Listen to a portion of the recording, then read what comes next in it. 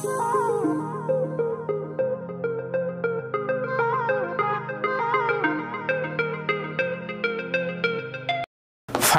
Redmi Note 11 ফোনটির ফুল review নিয়ে আপনাদের সামনে চলে আসলাম। এই ফোনটি কিন্তু গত 10 দিন আগে আমার কাছে আসে, অর্থাৎ যখন এই ফোনটি অফিসিয়ালি বাংলাদেশে রিলিজ হয় তখনই কিন্তু এই ফোনটি আমার হাতে আসে। কিন্তু এই ফোনটি গত 10 দিন যাবত আমি রেগুলার ইউজ করতেছিলাম, যেহেতু বাংলাদেশে এইটি একটি জাতীয় ফোন হতে যাচ্ছে, এজন্য এই ফোনটির টুকটাক প্রবলেমগুলো আমি আসলে আপনাদের সামনে শেয়ার করার জন্য রেগুলার ইউজ করতেছিলাম। তাই আজকের এই ভিডিওতে সম্পূর্ণ রিভিউটি নিয়ে আসলাম। এই ফোনটির ভালো দিক খারাপ দিকগুলো সম্পূর্ণ তুলে ধরার চেষ্টা করব এই ভিডিওর মধ্যে। এতে হাইলাইট করার মতো রয়েছে কোয়ালকম স্ন্যাপড্রাগনের প্রসেসর, এর পাশাপাশি রয়েছে অ্যামোলেড প্যানেলের ডিসপ্লে, 90 হার্জ রিফ্রেশ রেট, এর পাশাপাশি রয়েছে 5000 মিলিঅ্যাম্পিয়ার ব্যাটারি, 50 মেগাপিক্সেলের প্রাইমারি শুটার। তো এই ফোনটিতে কিন্তু আকর্ষণীয় অনেকগুলো দিক রয়েছে। তাই আজকের এই ভিডিওটি কন্টিনিউ করে আপনি যদি এই ফোনটি নিতে চান তাহলে অবশ্যই সকল বিষয়গুলো জেনে তারপর এই ফোনটি আপনার নেওয়া উচিত হবে। তো আপনারা দেখতেছেন এসএল টেক জোন, এখনও চ্যানেলটিতে নতুন হয়ে থাকলে অবশ্যই চ্যানেলটি সাবস্ক্রাইব করে পাশে থাকা বেল আইকনটি অন করে দিবেন, তাহলে আমাদের প্রতিটি ভিডিও নোটিফিকেশন সবার আগেই পেয়ে যাবেন। ফোনটির বক্স কন্টেন্টে রয়েছে user manual, soft plastic back cover, type C USB charging cable, 33 ওয়াটের fast charger. Finally Redmi Note 11 4G ফোনটি। প্রথমে যদি আমরা এই ফোনটির ডিজাইন এবং আউটলুক নিয়ে কথা বলি তাহলে এই ফোনটির ব্যাক সাইডে এবং ফ্রেমে থাকছে প্লাস্টিক। ফোনটির ডিজাইন আইফোন 13 সিরিজের ফোনগুলোর মতোই করা হয়েছে।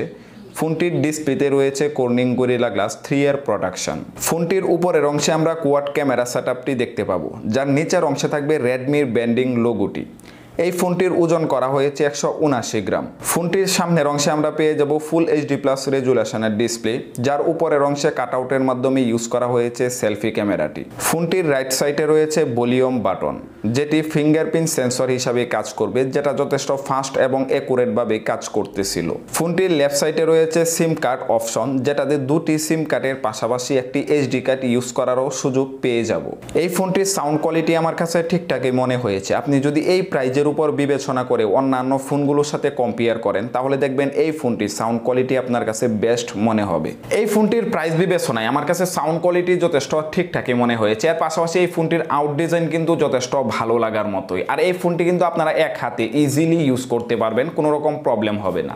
এখন যদি আমরা এই ফোনটির ডিসপ্লে সেটআপ নিয়ে কথা বলি তাহলে এই ফোনটিতে আমরা পেয়ে যাব 6.43 ইঞ্চির অ্যামোলেড প্যানেলের ফুল এইচডি প্লাস রেজুলেশনের ডিসপ্লে, যাতে রয়েছে 90 hertz refresh rate. Display resolution হবে 1080x2400 পিক্সেলস।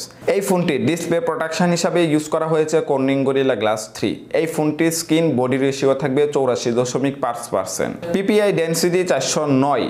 ডিসপ্লের পিক ব্রাইটনেস হলো 1000 নিটস। আর এই 1000 নিটস পিক ব্রাইটনেস থাকার কারণে এই ফোনটি আপনারা সানলাইটে ইজিলি ইউজ করতে পারবেন, কোনো রকম প্রবলেম ফেস করতে হবে না। প্রাইস বিবেচনায় এই ফোনটির ডিসপ্লে পারফরমেন্স আমার কাছে ওভারঅল ঠিকঠাকই মনে হয়েছে। এখন যদি আমরা এই ফোনটির পারফরমেন্স নিয়ে কথা বলি, এই ফোনটিতে আমরা অপারেটিং সিস্টেম হিসেবে দেখতে পারবো Android 11, এর পাশাপাশি রয়েছে MIUI 13। এই ফোনটিতে চিপসেট হিসেবে ইউজ করা হয়েছে কোয়ালকম স্ন্যাপড্রাগন 618, যেটি একটি 4G প্রসেসর, যার জিপিইউ হিসাবে রয়েছে Adreno 610। এই ফোনটি কিন্তু তিনটি ভেরিয়েন্টে অফিসিয়ালি লঞ্চ করা হয়েছে। 4GBর পাশাপাশি 64GB, 4GBর পাশাপাশি 128GB, 6GBর পাশাপাশি 128GB।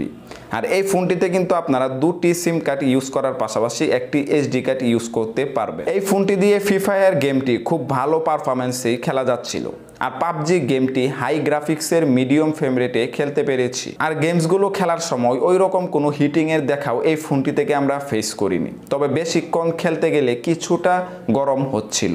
এই ফোনটার মধ্যে যদি আপনারা ডাটা কানেক্ট করে যদি বেশিক্ষণ গেমস খেলেন বা ইউটিউবিং করেন বা বেশি করে যদি আপনারা নেট ইউজ করেন তাহলে কিছুটা হিটিংয়ের দেখা আপনারা পেয়ে যাবেন। তবে আপনারা যদি ওয়াইফাই ইউজ করেন তাহলে একদম স্মুথলি ইউজ করতে পারবেন অনেকক্ষণ পর্যন্ত, কোনো রকম হিটিংয়ের দেখা আপনারা এই ফোনটি থেকে পাবেন না। তবে এই প্রবলেমটিও কিন্তু এই ফোনটির সলভ হয়ে যাবে, কারণ এই ফোনটিতে যে জিপিইউটি ইউজ করা হয়েছে Adreno 610, এটি কিন্তু নিউ একটি জিপিইউ হওয়ার কারণে কিছুটা সেটআপ হতে সময় লাগবে, অর্থাৎ কয়েকটা টুকটাক আপডেট চলে আসলে কিন্তু এটা সেটআপ কিন্তু কমপ্লিট হয়ে যাবে। এরপর কিন্তু এই প্রবলেমটিও কিন্তু এই ফোনটি থেকে আপনাদের ফেস করতে হবে না। এখন যদি আমরা এই ফোনটির ক্যামেরা সেটআপ নিয়ে কথা বলি তাহলে এই ফোনটিতে আমরা কোয়াড ক্যামেরা সেটআপ পেয়ে যাব, অর্থাৎ চারটি ক্যামেরাকে এই ফোনটিতে ইউজ করা হয়েছে, যার প্রাইমারি ক্যামেরাটি হচ্ছে 50 মেগাপিক্সেলের। 8 মেগাপিক্সেলের আলট্রা ওয়াইড ক্যামেরা থাকবে, 2 মেগাপিক্সেলের মাইক্রো সেন্সর ক্যামেরা থাকবে, আর একটি 2 মেগাপিক্সেলের ডেপথ সেন্সর ক্যামেরা থাকবে।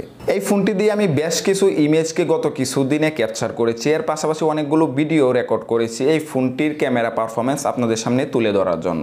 এই ফোনটির ক্যামেরা সেকশনে কিন্তু অনেকগুলো মুড রয়েছে, নাইট মুড রয়েছে, এর পাশাপাশি আপনারা 50 মেগাপিক্সেলের যে প্রাইমারি অপশনটি সেটাও পেয়ে যাবেন, স্লো মোশন পেয়ে যাবেন। অর্থাৎ এই ফোনটির ক্যামেরা সেকশনে কিন্তু অনেকগুলো অপশন কিন্তু দেওয়া হয়েছে। ইমেজগুলো ডিটেলস এবং কালার টোনগুলো ঠিকঠাকই এই ক্যামেরাটি ক্যাপচার করতে পারতেছিল। তবে এই ফোনটি দিয়ে কিন্তু আপনারা 4K-তে ভিডিও রেকর্ডিং করার সুযোগটা কিন্তু পাচ্ছেন না। এই বিষয়টা আমাকে অনেকেই কোয়েশ্চেন করছিলেন যে 4K-তে আমরা এই ফোনটি দিয়ে ভিডিও রেকর্ড করতে পারবো কি না। না, আপনারা এই ফোনটি দিয়ে কিন্তু 4K-তে ভিডিও রেকর্ড করার সুযোগটা পাচ্ছেন না। এই ফোনটিতে আমরা সেলফি ক্যামেরা হিসাবে পেয়ে যাব 13 মেগাপিক্সেলের ক্যামেরা। এখানে যদি 16 মেগাপিক্সেলের ক্যামেরাকে ইউজ করা হতো তাহলে কিন্তু সেলফি ক্যামেরা থেকে আরও বেটার পারফরমেন্স পাওয়া যেত। তবে ওভারঅল দিক থেকে আমাদের কিন্তু সেলফি ক্যামেরাটি 13 মেগাপিক্সেল নিয়ে সন্তুষ্ট থাকতে হবে। আমার এই সেলফি ক্যামেরাটি দিয়ে যতগুলো ইমেজকে ক্যাপচার করছিলাম কোনো ইমেজে আমার কাছে সন্তুষ্ট করার মতো ছিল না। অর্থাৎ ওভারঅল দিক থেকে এই ফোনটির প্রাইমারি ক্যামেরাটা যেরকম ভালো ছিল, সেলফি ক্যামেরাটা কিন্তু এতটাও ভালো লাগেনি। এই ফোনটিতে আমরা ব্যাটারি হিসাবে পেয়ে যাবো 5000 মিলিঅ্যাম্পের ব্যাটারি, যার সাথে থাকবে 33 ওয়াটের ফাস্ট চার্জার। যদিও কোম্পানি ক্লেম করতেছে এই ফোনটি ফুল চার্জ করতে আমাদের সময় লাগবে 60 মিনিটের মতো।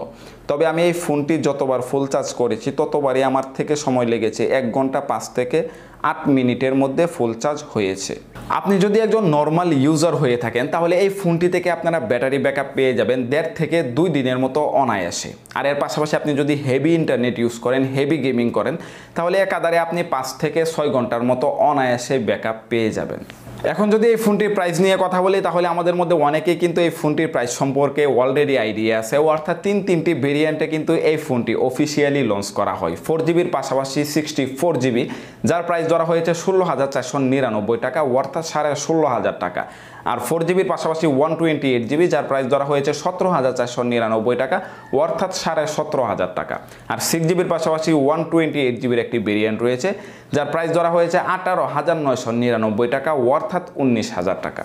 তো এখন যদি এই ফোনটির ওভারঅল দিক থেকে পারফরমেন্সগুলো আপনাদের সাথে শেয়ার করি, অর্থাৎ এই ফোনটি আমি গত 10 থেকে 12 দিন যাবত কিন্তু রেগুলার ইউজ করতেছি।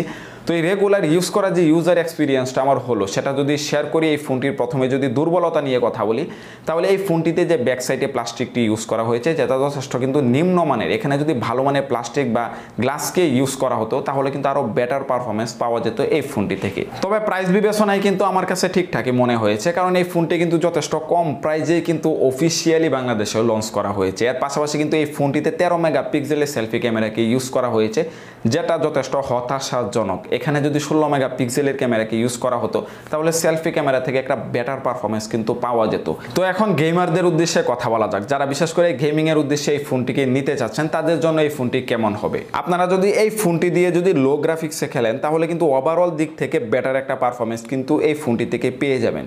তবে আপনারা যদি এখানে হাই গ্রাফিক্সে খেলেন তাহলে কিছুটা ল্যাগিং এর দেখা কিন্তু এই ফোনটি থেকে আপনারা পেয়ে যাবেন।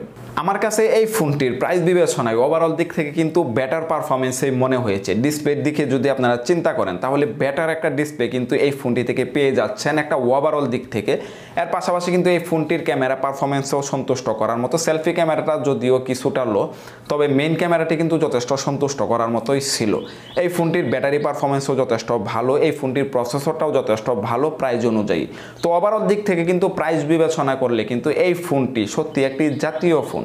আপনারা যারা এখনো Redmi Note 11 Pro গ্লোবাল ভেরিয়েন্টের স্মার্টফোনটির ফুল রিভিউ দেখেননি তারা অবশ্যই আই বাটন থেকে দেখে নেবেন, নয়তো আমার ভিডিও ডিসক্রিপশনটি চেক করতে পারেন, সেখানে লিঙ্কটি পেয়ে যাবেন। ওই ভিডিওটি অবশ্যই একবার হলেও দেখে নেবেন। তো আজকের এই ভিডিওটি এ পর্যন্তই। যদি ভিডিওটি ভালো লাগে অবশ্যই ভিডিওতে একটি লাইক দিয়ে দিবেন। কোনো কিছু জানা থাকলে সেটি আমাদের কমেন্ট বক্সে লিখে নেবেন, প্রতিটি কমেন্টে রিপ্লাই দেওয়ার ট্রাই করি। পরবর্তী দেখা হচ্ছে আবারও নতুন একটি ভিডিও নিয়ে। আল্লাহ হাফেজ।